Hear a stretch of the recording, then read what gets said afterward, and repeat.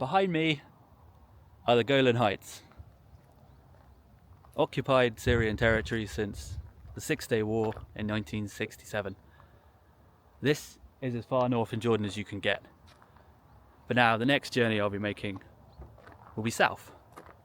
I'll be following the Dead Sea Highway, one of the major routes in Jordan, which effectively runs parallel to the Israeli-Palestinian West Bank borders, all the way from here, just outside of Qais, south to Aqaba.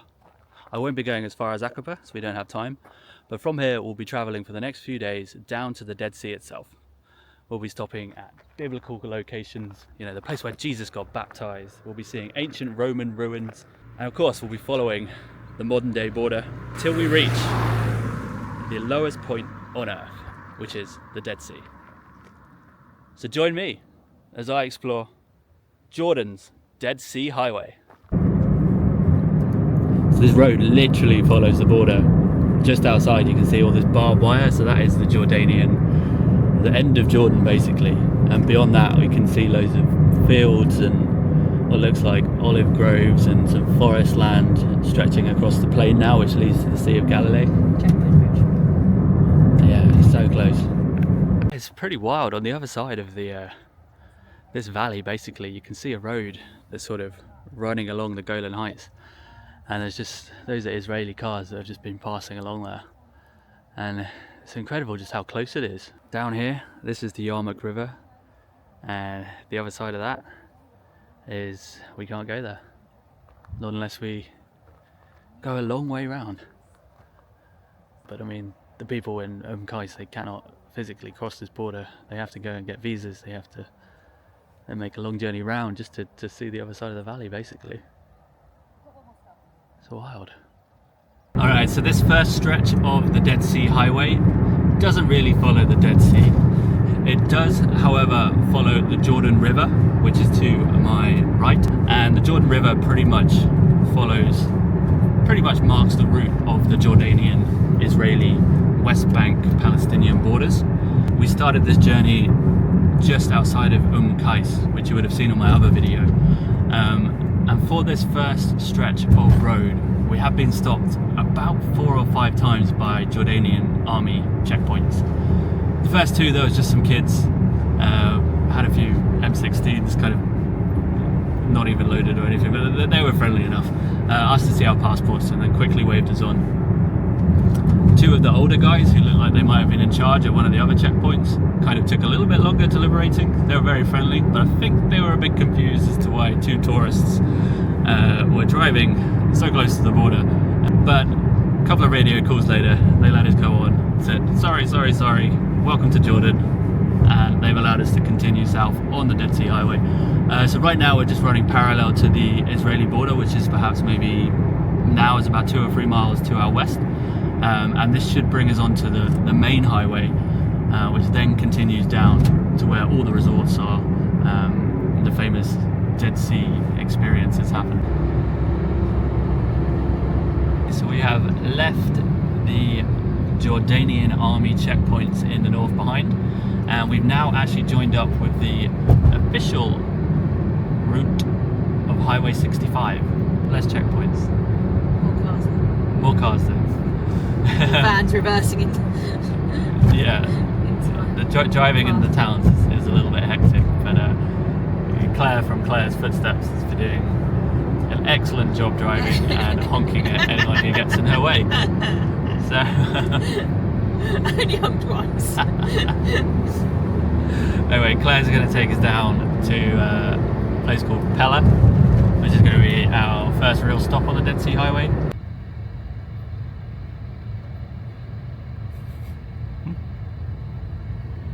We've made it to the ruins of Pella. This was about a 10-minute drive off the Dead Sea Highway.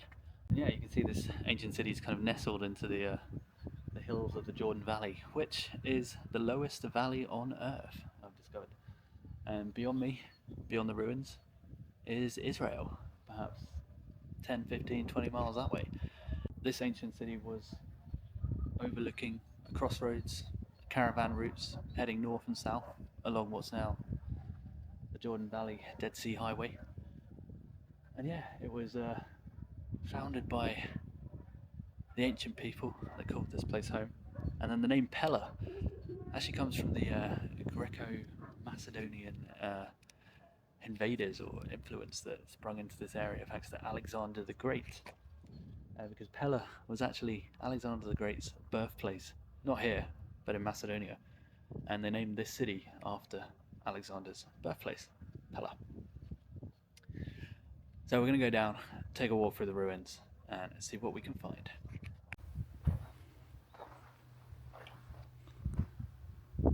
A little bit more history for you guys as I wander down to the ruins. I apologise for the low quality of the sound, but unfortunately I dropped my microphone earlier and some kids ran off with it, so I'll have to get a new one. But what can we do? This was originally a Stone Age Neolithic village, so one of the oldest inhabited villages in Jordan.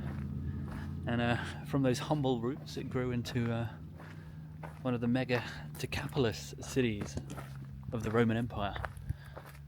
One of the most important trading posts in this region of what was the Roman Empire's eastern frontier. So as you can see behind me, a lot of the ruins are obviously very Greco-Roman in character. And this was a 6th century basilica or church, which is built on top of the ruins of a Roman temple. And then after this area was Christianized, it became part of the sort of Byzantine Empire after the Roman Empire collapsed and split into two. And then 6th, 7th century AD, as across all of this area, the Umayyads and Abbasids and then the Mamluks all came through here and sort of Islamized the area. Alright, just a quick pit stop on our way south, and from here we'll be heading back to the car and then driving to the baptismal site of Jesus Christ. Should be an interesting one. Yeah, so we are finally seeing some signs for the Dead Sea. Yeah, I've been calling this the Dead Sea Highway, but it's very dusty, very hot, not many large bodies of water lying around here. So we're just following the highway still, and we've seen quite a few signs for border crossings across the Jordan Valley, they say. But yeah, Claire had an interesting observation about the signage here in Jordan. My observation was that we've been driving around, we've sort of been close to all of Jordan's borders with other countries, and everywhere else when we've approached the border we've seen signs to Saudi Arabia, Iraq or Syria, but here the signs don't say Israel, they say Jordan Valley border crossing. So I don't know why, just an observation. Yeah, and they're not in the same signage, they're all in like the tourist signs, like the same colours in that you see for like Department of Antiquities. Like you see a brown sign for Petra, for example, and the border crossing here, it's in the same style, like it's almost like a tourist attraction. So I wonder if how many people actually cross there. I'm not sure if they're actually open or even. Yeah. We turned off the highway along a road that carries on to King Hussein Bridge, which is one of the major crossing points to Israel. Before we got that far, we turned left, carried on south, and now we are here at the baptismal site of Jesus Christ.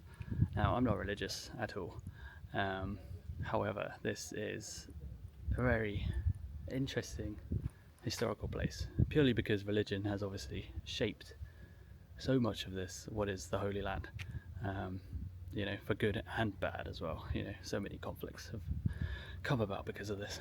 So we thought it was only apt to see the baptismal site. And it fits in well as well with the video I'm doing, because this is literally right on the border. At the moment we're at the visitor centre, where you have to wait for a shuttle bus to then go down to the actual Jordan River where Jesus was supposedly baptised, because that is the border. So we're going to hopefully hop on a bus in a couple of minutes, make our way down there, and then we might be able to see into Israel/Palestine from there. So here it is, the shuttle bus to the baptism site. Here we go, ready to get baptized. I'm not getting baptised. Are you getting baptised? I was baptised years ago. Didn't have much choice in the matter. Yeah. Alright, so we made it down to the start point. And you have to go through a checkpoint first because it's a very sensitive area. Because over this way, behind me, that is the West Bank. And then we are on the East Bank. And on top of these hills here behind me, they built like 3 or 4 different churches, and they all look like they're from different denominations. So there was definitely an Armenian style, you know, Eastern Orthodoxy church, what looked like maybe a Coptic church as well, and a Catholic church, or cathedral even. So yeah, this is like a meeting place of the Christian religion, and it's right on the border with with the West Bank.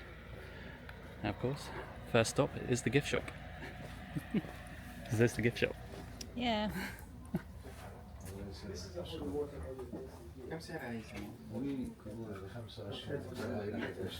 Wow.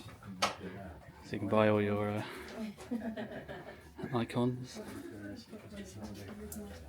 little mangers.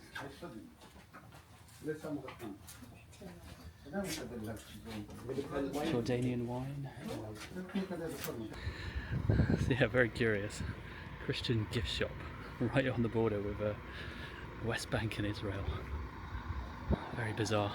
Apparently from here we get drops off here. After you picked up all your icons, your holy water, we then head down to the river, the Jordan River itself, where Jesus Christ was baptised. And the guide was telling us in the minivan that if you want to, you can get baptised too. You can go in the river as Jesus did and wash away your sins. Not sure I'll be doing that today. I've probably got too many sins to wash away anyway. The border here is obviously contested. I think Palestine declared its independence in the 80s. Of course, Jordan recognised it, but I don't think the Israelis did. So if you look on the map, it'll just be a dashed line following the river Jordan. And then yeah, probably one of the most isolated places in the world, to be honest, given the Israeli blockade. And see how close we can get, but obviously we're not going to actually be able to go into Palestine, unfortunately. Maybe one day we can, but not today. Alright, so we're just heading down under these covered walkways towards the River Jordan.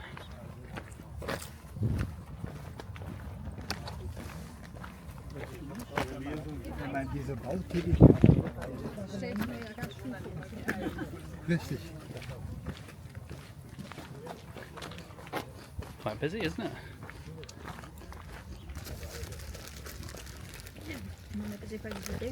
Yeah. Oh, so there's a Greek Orthodox Patriarch Baptismal Site museum and another gift shop by the looks of it, just over here.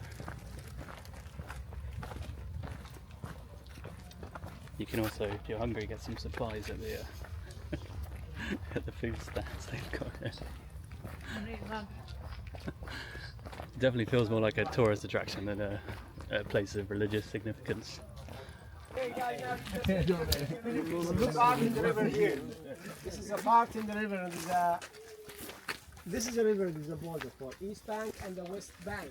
Jerusalem 25 kilometers and Jericho about 23 kilometers. It's very close to the border with Jericho, and this is Jordan River.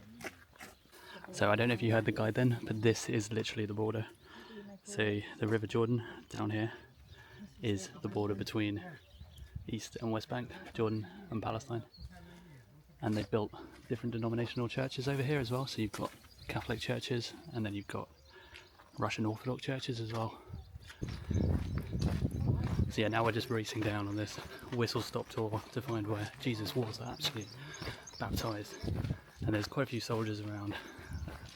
Nothing confronting or anything, but it is obviously a very sensitive area because the border is literally 5 meters over here. I can just show you it now. Again, this is the border, which we cannot cross. Alright, yellow. Oh, guys, this fellow's going to Palestine. Exactly in the spot where? Here, in the middle between 4 pillars. Here is actually where Jesus Christ was baptized. So this is the exact place where Jesus Christ was baptized. So this is Bethany on the Jordan. This used to be a little village on the River Jordan, and it's about 400 meters below sea level, how the guide was telling us.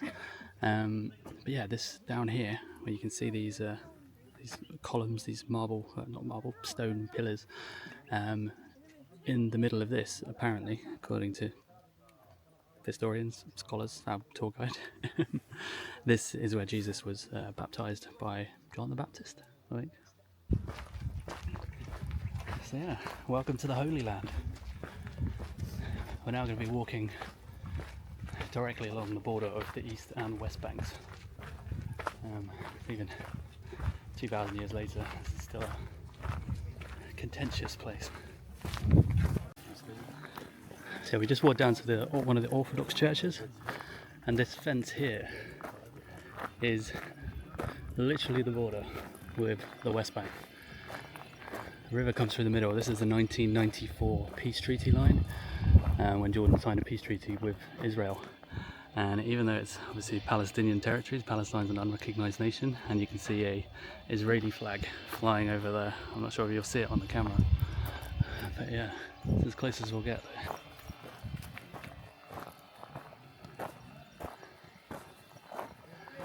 And it's quite amazing because every denomination has a church here, either this side or the other. There's Coptics, Syriacs, Orthodox, Catholics. So we're heading down to the banks of the Jordan River.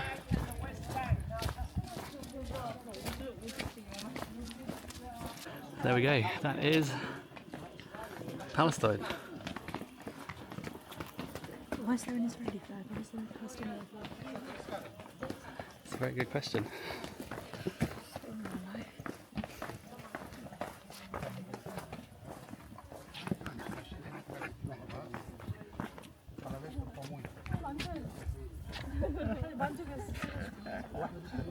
This is the River Jordan.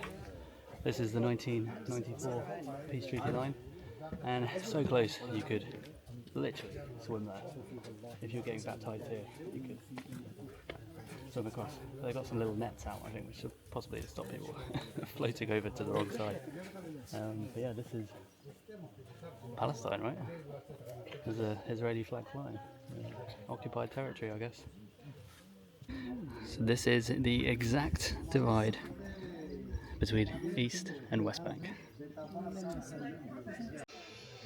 I just don't understand why there is an Israeli flag in very, I mean, obviously know why, but I can't quite, it's just what it represents, isn't it? It's just a symbol, Yeah. the symbol of it. Definitely Palestinian It's territory. Palestinian territory. Yeah, Why it's is just there an over the Israeli river. flag there? And that's what it is. It's just the symbol of what it represents, you know. Yeah, And you think the symbol of what the Palestinian flag represents, like symbol of oppression and yeah,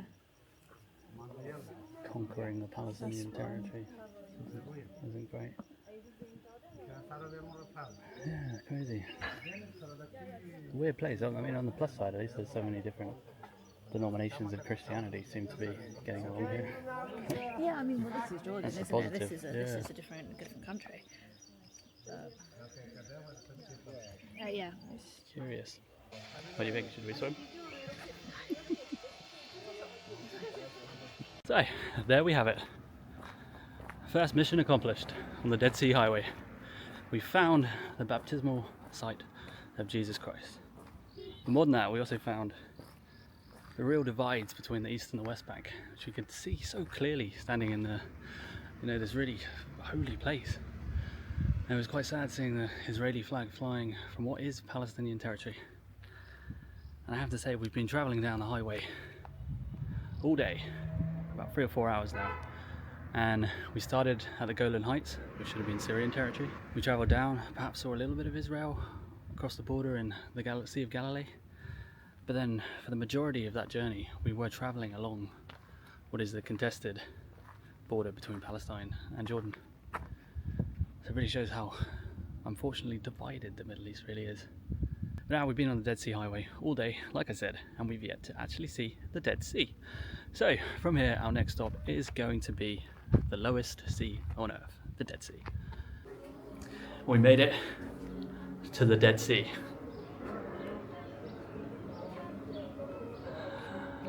Look at that, 400 meters below sea level, the lowest sea on earth.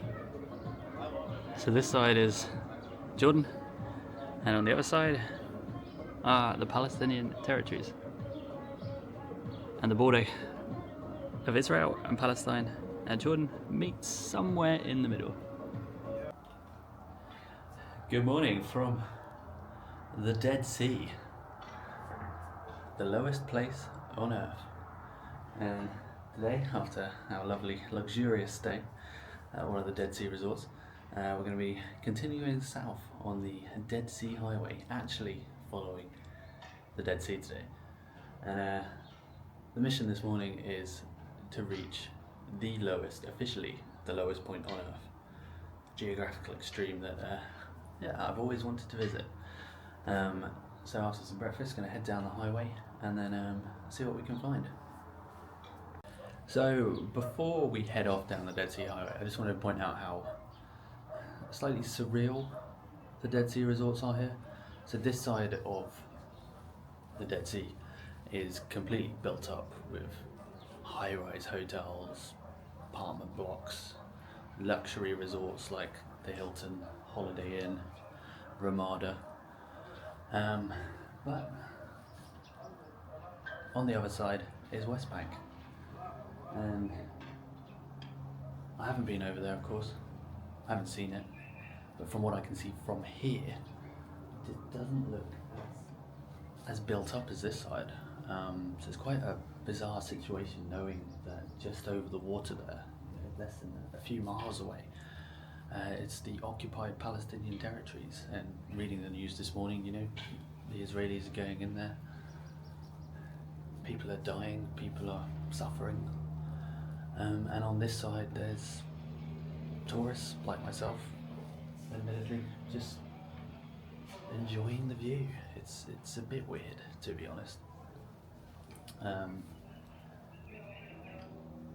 Yeah, it's hard to know what to think of that, really. You can make your own opinions on the conflict over there. I'm not a geopolitical commentator, just a traveller, really. But yeah, something just doesn't necessarily sit right.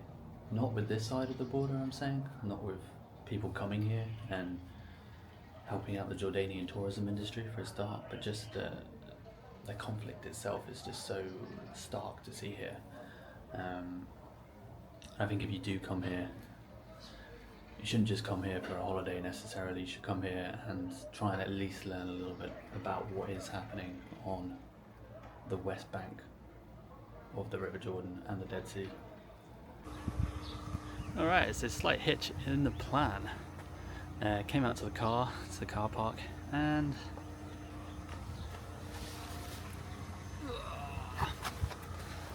flat tire, classic.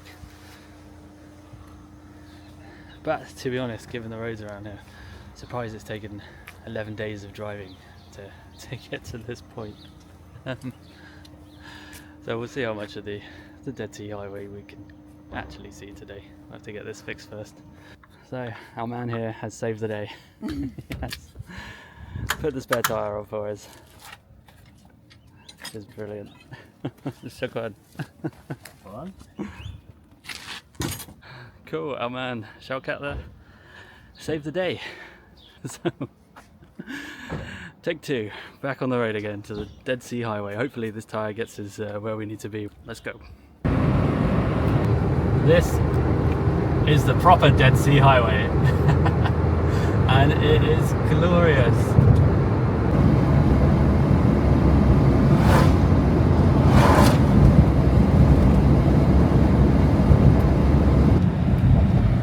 So we are at the exact point.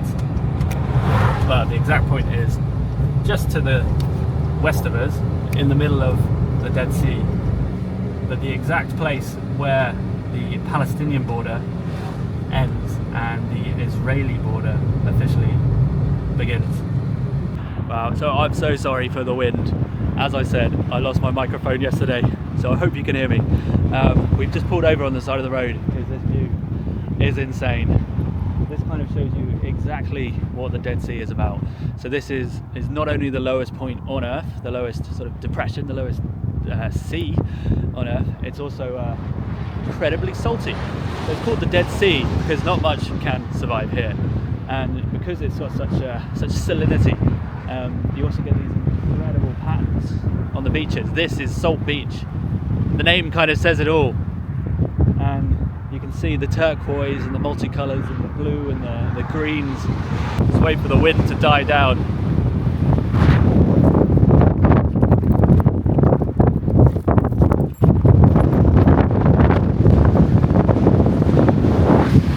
It might not die down.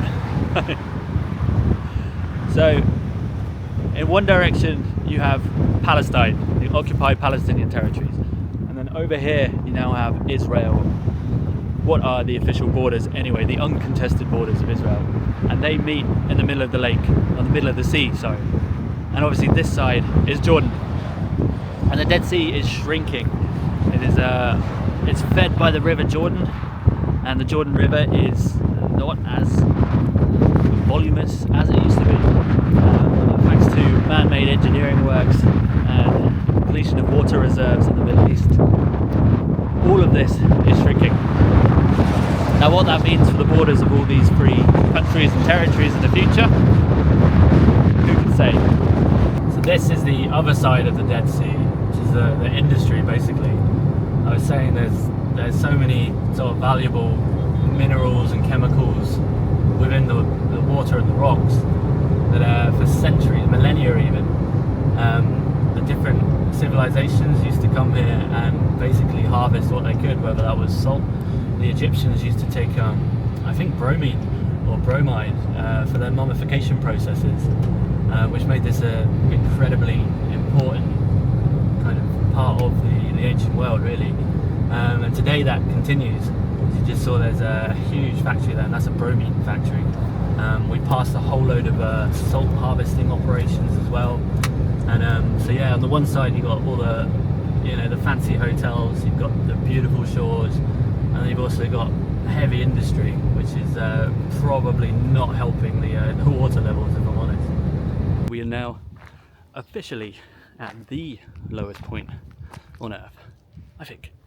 This is the museum of the lowest place on Earth, and I imagine it's exactly what it says on the tin. But yeah, this is literally the end of the Dead Sea itself.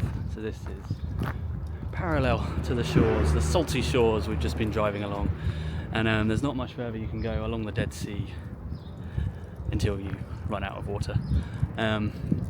From here the highway does continue further south. About 200 kilometers away is Aqaba, and that's where the Red Sea meets the end of this highway, the Dead Sea Highway, or the Jordan Valley Highway, Highway 65, whichever name you want to call it.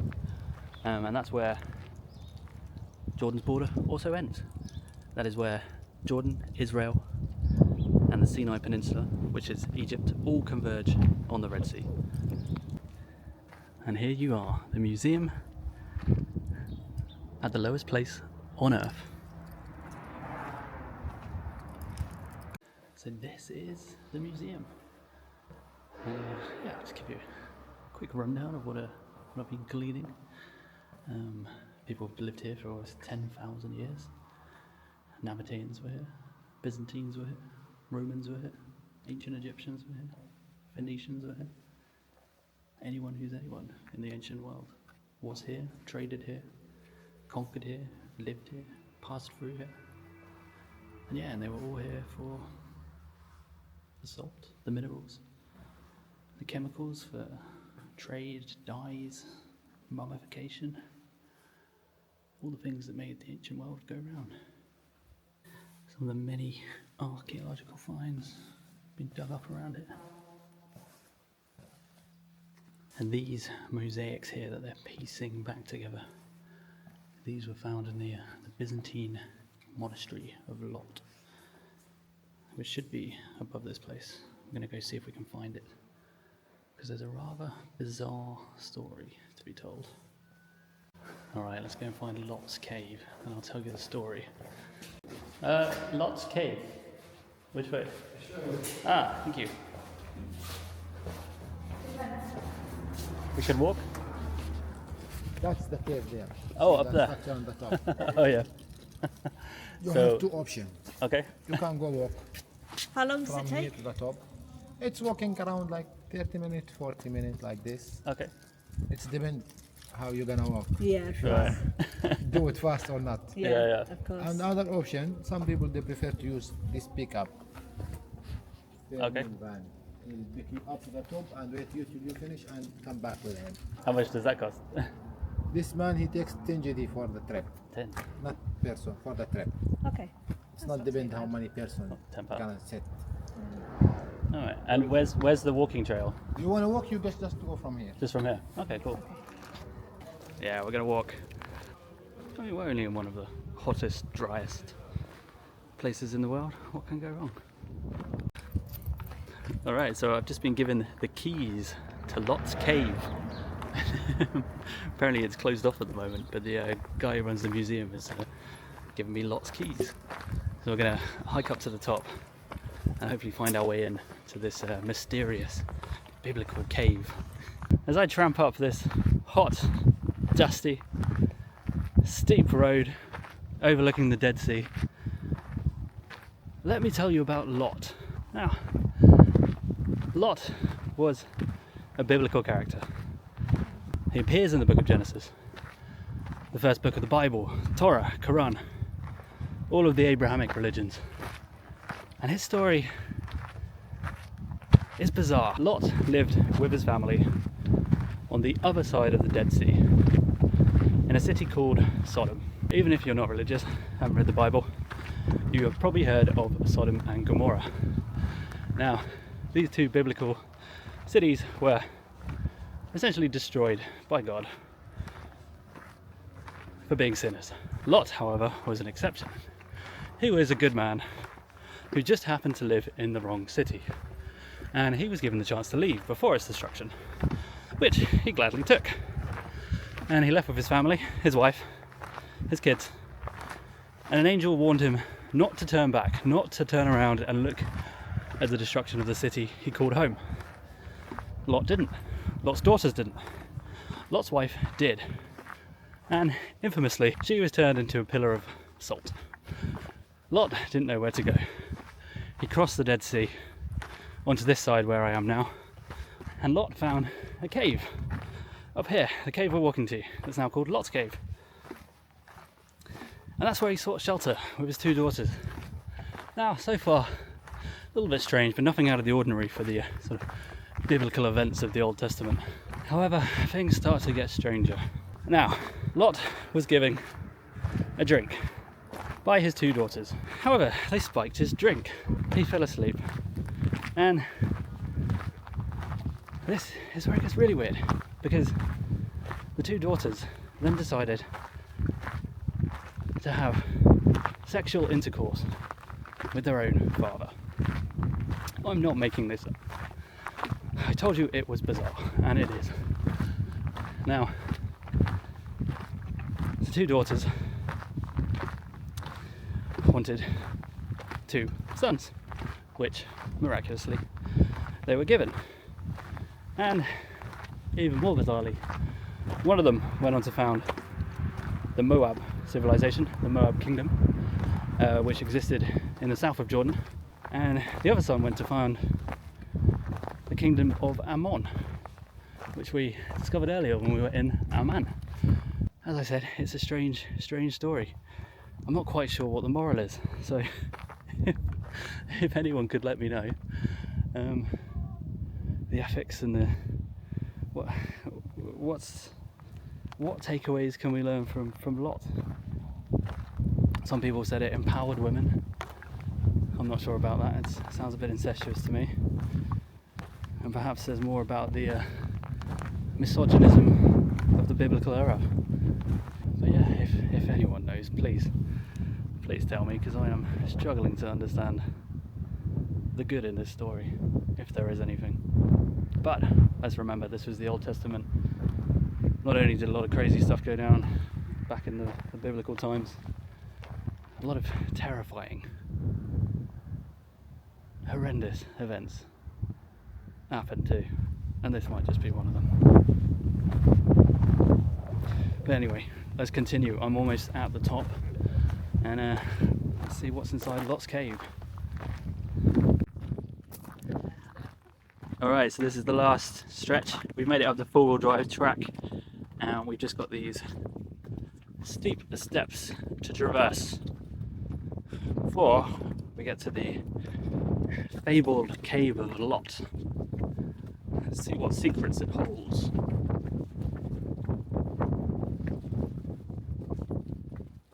Here we go. This is why I need the keys, because it's locked either for the low season or purely because there's not many tourists around. Let's see if keep from the keys.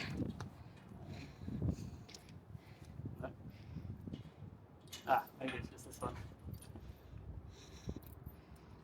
Hey! In? We're in. We're in. Oh, nice. What was in the cave, Claire? Not much. You can't go back very far. I didn't want to go back very far. go and have a look. I'm gonna go have a look. Alright, hopefully see you in a bit. Alright, let's see what's inside Lot's Cave. Oh, not much. This is as far back as it goes, really.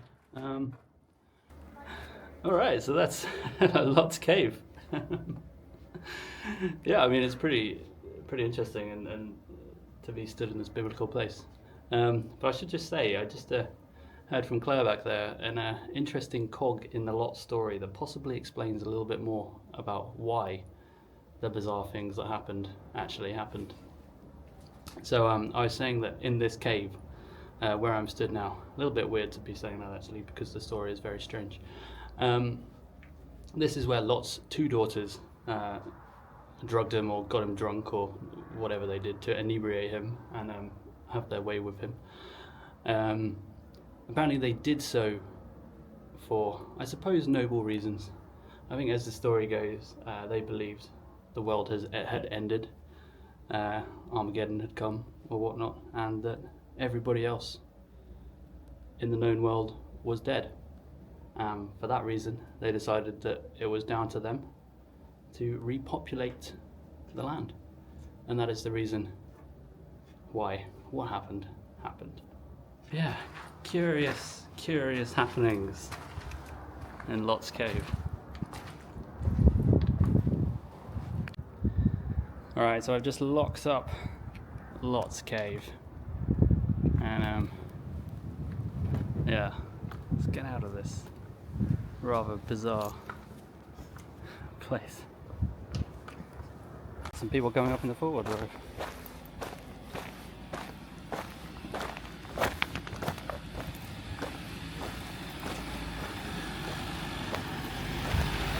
Hey, you guys need the keys? Yeah. For the cave? Sorry, forgot. Yeah. I suddenly thought you probably haven't got the keys. Okay. There you go, no worries. Enjoy. There we have it. Handed over Lot's keys to the next group of poor souls venturing into Lot's Cave. Let's hope they make it out. So, there we have it. The Dead Sea Highway. Highway 65, or the Jordan Valley Highway, as it is also known. So that's the end of this particular journey in Jordan for us. And what a road trip it's been. We started up in the north by the occupied Golan Heights, travelled south, saw the Baptismal Site of Jesus Christ, ancient Roman Nabatean ruins, and of course the highlight of the highway, the Dead Sea itself. But as well, it's been interesting in more ways than just, scenery or having a good time travelling or whatnot. Because this really is a place where you are on the border with not just Israel but the occupied Palestinian territories, and it's it really makes you take stock of things knowing what's happening just across the Dead Sea. But yeah, from here tomorrow we're heading back to the airport and back to the United Kingdom. But from now on I'll be bringing you more videos from curious destinations, geopolitical oddities, and borders and borderlands from around the world. So keep watching and stay tuned for more adventures. Oh, and how could I forget, on the Dead Sea, when we get back to the resort, we're gonna have to take a swim.